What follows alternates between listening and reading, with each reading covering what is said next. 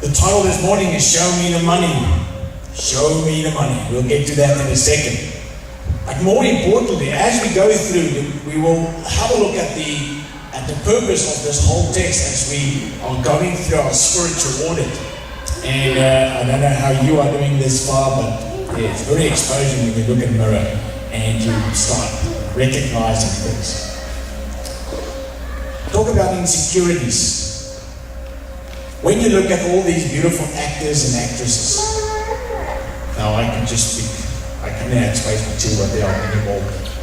Do you know how many of them are not confident, are not the ones they portray to be, will tell you what you see is merely an act?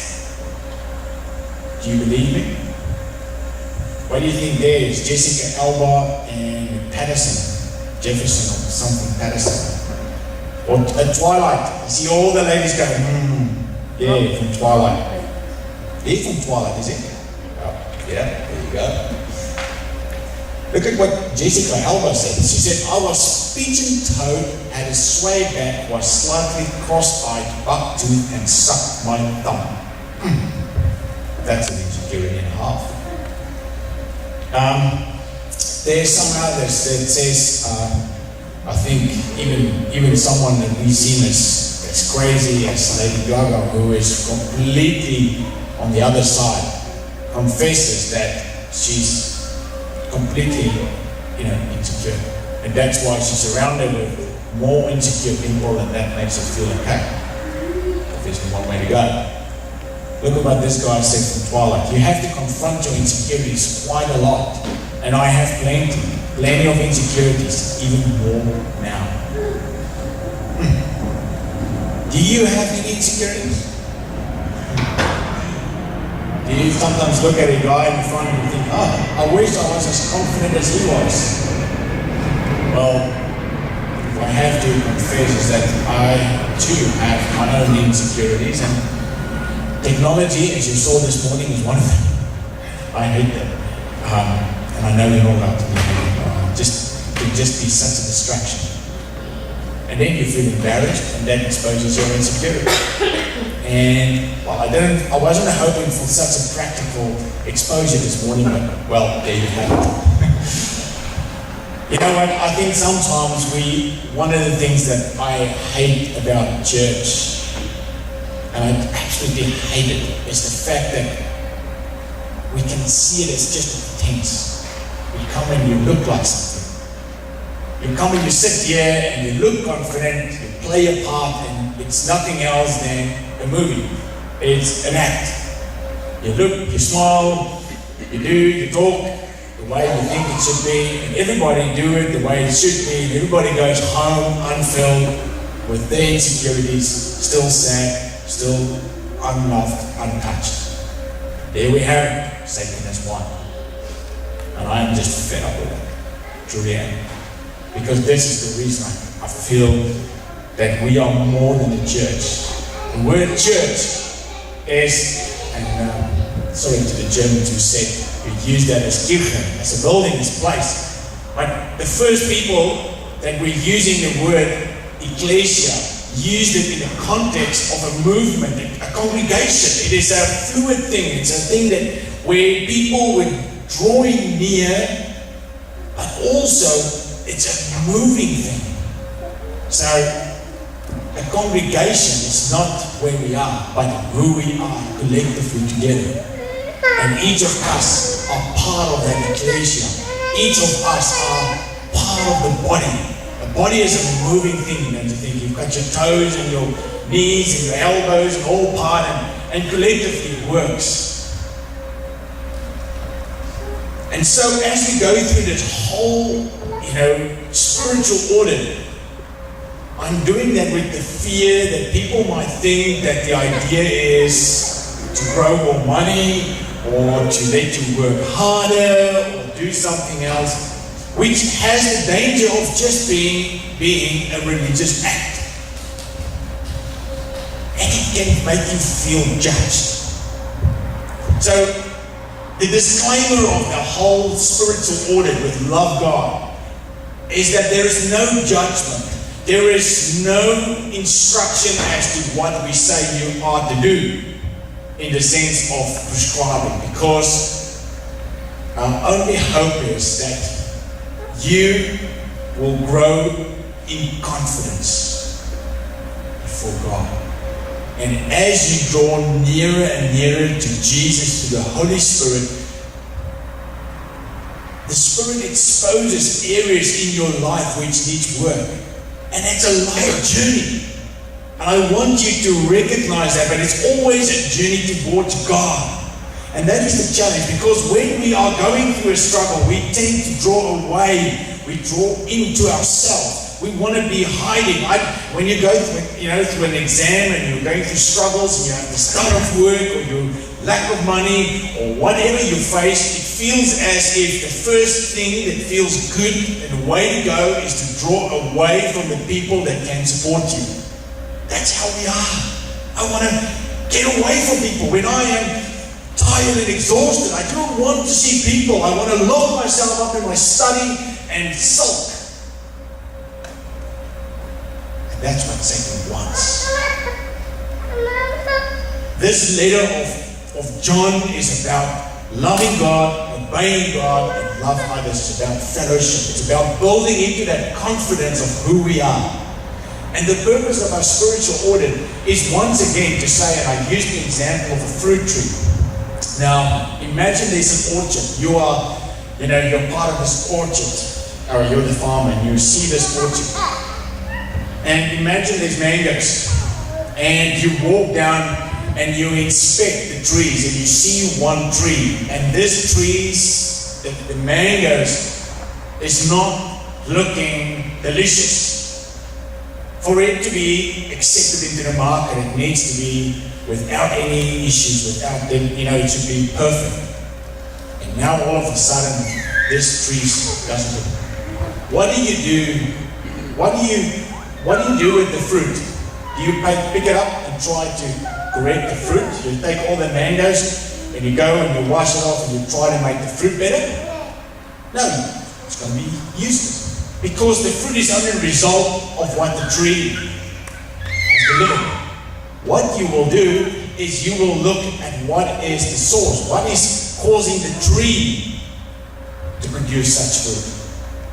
What you will do is to check whether the tree is still sourced in water, if the soil around it is good. And that is this audit that you do. And how did you know that? Because you saw that at the fruit. The fruit tells you the condition of the tree. You remember Ruth's sermon last year, where she stood there and she's talking about the fruit and the golden fruit, and you've got to stay connected. Now, I just want to put another angle to that, is to say that for us in the spiritual audit is to look at ourselves in different areas. And this is why we talk about obedience this morning, and we'll go through it step by step. And the point is that I look at certain areas of my life. I look at myself. Look, Lord, I want one income, but how does my tithing look? How much of my income do I give back to you, trusting you? Now that's hard. Is it because I'm saying that you are to give? No. I'm drawing near to God and He exposed my heart. And I can go, Lord, my anxiety, all those things I can go through. Let us be truthful and honest. So as we deal with the insecurity of believers, how do you feel in your faith this morning? If you looked in the mirror and you say, how are you feeling in your faith this morning? Do you have any feeling of inadequacy? Has anyone ever made you feel inadequate in your faith? Have you ever walked into a place of gathering of worshippers and felt inadequate, felt judged, felt not good enough, felt, man, I ought to grow a lot before I can be accepted as a child of God? Ever felt that? Well, even when I went through seminary, there were guys who were always doing well. They were always getting all these high marks. and they made anyone who did not achieve that success may feel very, very inadequate. I can tell you, I felt very inadequate for a long time. Then you ask yourself, am I really part of God's people? Now, that brings me to the purpose of this letter, because once you understand the purpose of why John wrote to these people, it gives you a better understanding of how to deal with those inadequacies. I might have told you before, but remember that when John wrote to these people, they were mostly Jewish. And as Jews, they were part of the Jewish community. Wherever they were living, regardless of their city, they always drew near. They always getting closer as families and friends. Imagine that was you. Imagine in this journey you have decided that, wow, I'm going to follow Christ. Christ is the promised Messiah who has returned. I have accepted him. And because of that, I am now being rejected by those around me. They make me feel inadequate for believing in Christ. They have excommunicated me. They have rejected me. No longer can I go to the synagogue. I am not welcome anymore. Can you imagine how inadequate they must have felt? And this purpose of this letter is simply to give confidence to those feeling insecure and inadequate.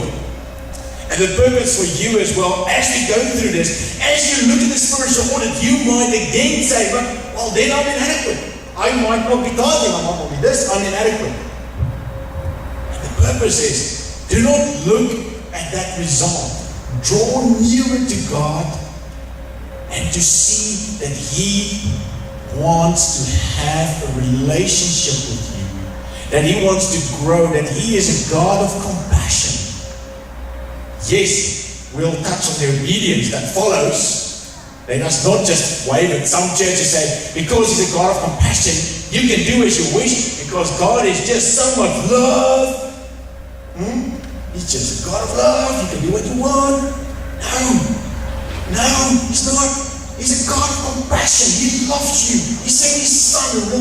Look right back there in the first verse of just, he tells us that he speaks to the Father. We have someone in our defense, Jesus Christ. He's at one sacrifice for our sins. He paid the price, the dearest, most expensive price, most painful price for your life. So that you and I can have a restored relationship with God. The purpose of this audit is to build on your confidence and to say, oh wow, Lord, you are a compassionate one. But you have sent Jesus so that we can be at one with you. But as I am drawing near on this journey, the Spirit will expose elements in your life that needs work. I am a work in progress.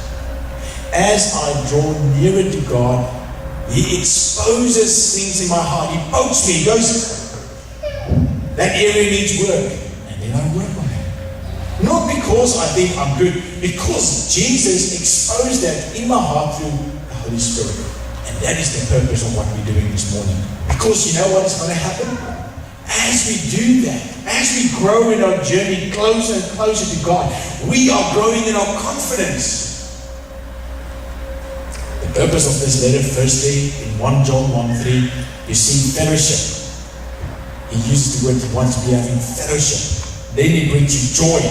Today we look at confidence, and eventually you see an assurance. 4 great words that build up as a result of God's fellowship with us.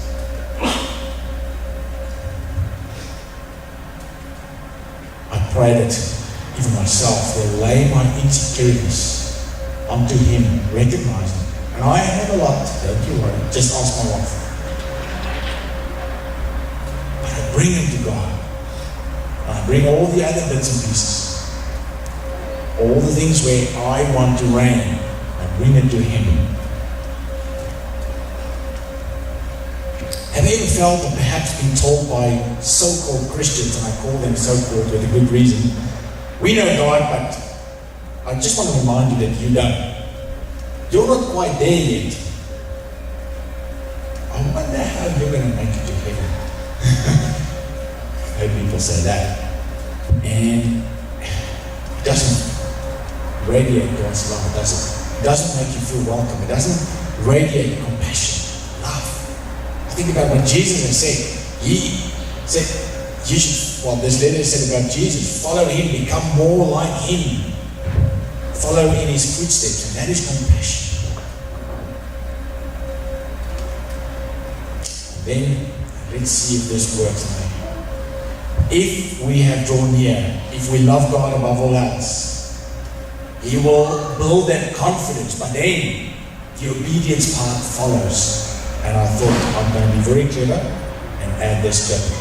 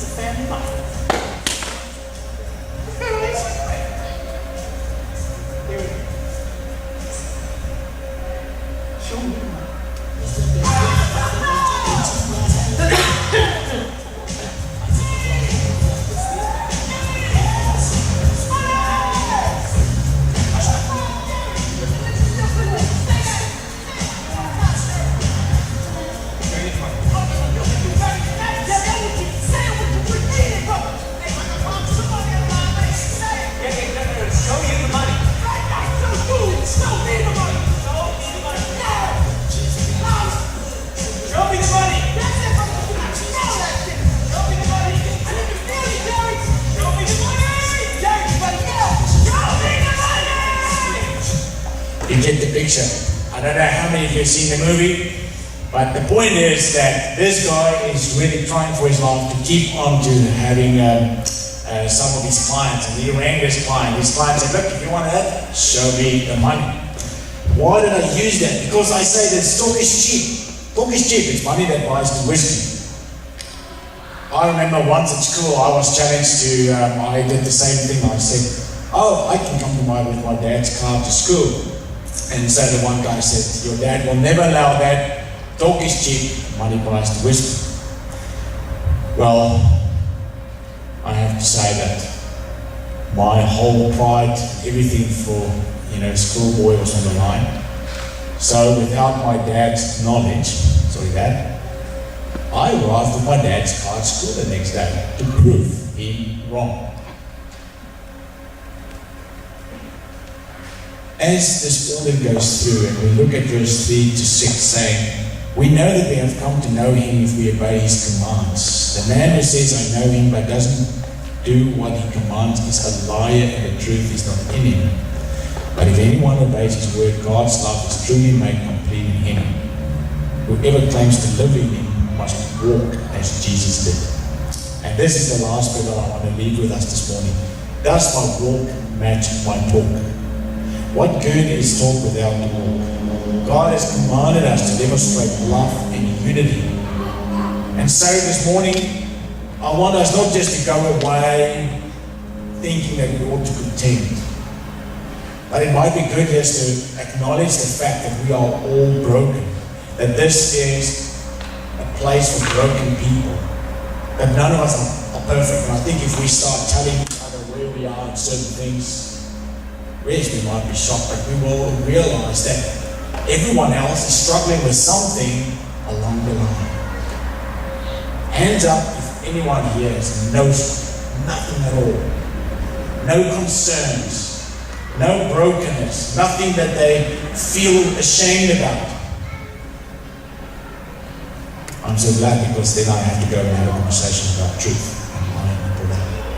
But can you see that as we draw nearer to God, as we We all are aware of some of the things that we are doing wrong. And what I want you to see this morning is that God is desiring that relationship with you. But the result of that is that we are obedient to God. And it's a journey as you draw nearer to God. Yes, you will become aware as the Spirit pokes you. He will look at you and he said, where am I in your budget? Let me rephrase, you're not giving to church, between you and God. He will say, where am I in the budget of your time? Where am I in this part of your life? Where am I in your heart? Who reigns your heart? He wants to reign it because he's in control and he can lead you and build you into that confidence. You do not need to live with that insecurity because God is there. Yes, you might not, I might never just, it's not a secret recipe that it will disappear, but it will give me hope. It will give me a bigger perspective than just a school or work or life or whatever. And that is our power. But I leave this with you. Love God, obey God, but do not forget, love one another.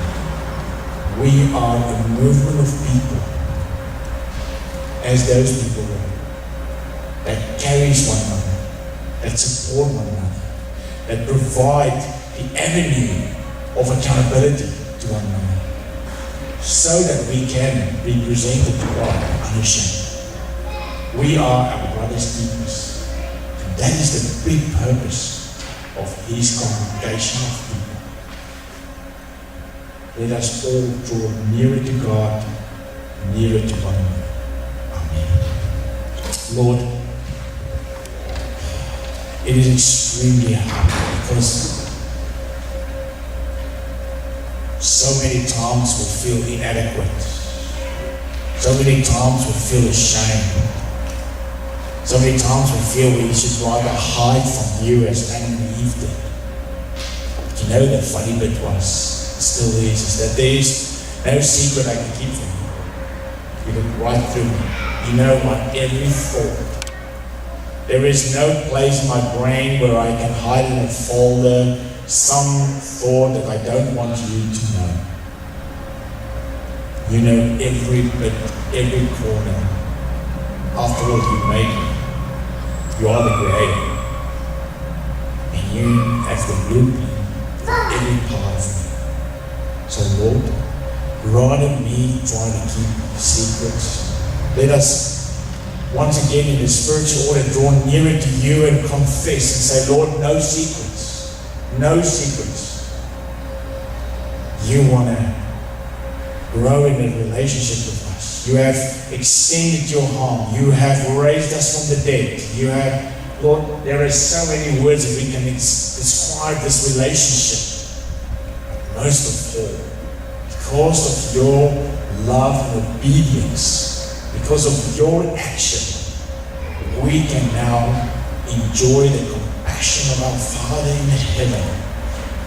We have a restored relationship that will give us access into spending eternity face to face with Him, the Creator of heaven and earth.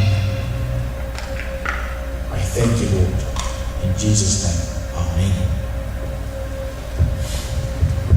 Well, friends, as we